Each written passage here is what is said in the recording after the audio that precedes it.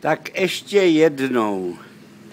Jsme na vzácné, tedy jestli oni nás považují za vzácnost, to nevím, ale jsme na návštěvě u Evy a Matise a je tady dokonce i náš syn, jehož pracovní aktivity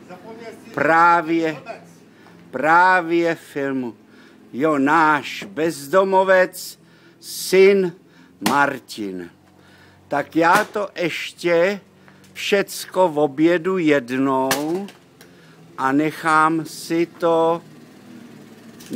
si taky něco, ale já to neumím totiž ještě, víte, s tím videem. Ale to vrčení například způsobuje Mates, který seká, který tamhle seká trávu. A tohle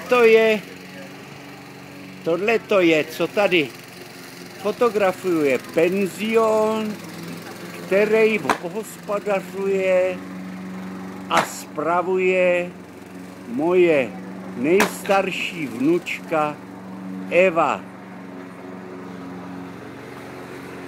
Moje nejstarší vnučka Eva, která, což poznamenávám na okraj, už asi 8 let studuje vysokou školu.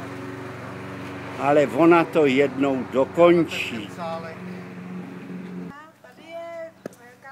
Jo, tak ještě jednou to takhle v obědu, aby se vidělo, jak ten penzion je krásný. Opravdu je to tady naprosto precizní. My s Martinem to umíme posoudit, protože jsme sami stavitelé víkendových toho, tak proto to umíme posoudit.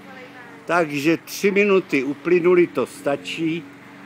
Z toho tamhle je vidět moje auto, tohle to poznat. To je Martinovo auto a tohle to je Evy a Matese. Je to tady opravdu kolem, je to nejenom tady uvnitř v interiéry, ale i exteriéry jsou moc krásné. Tak to je asi celý tamhle, až tam, to je nejzaší místo jejich pozemku. Andy, pojď sem, pojď, ať tě taky mám vyfotografovanýho. Andy, pojď se přiblížit. Andy, pojď sem, pojď. Jsi fotografovaný, pejsku. Andy. Tak, dobrý.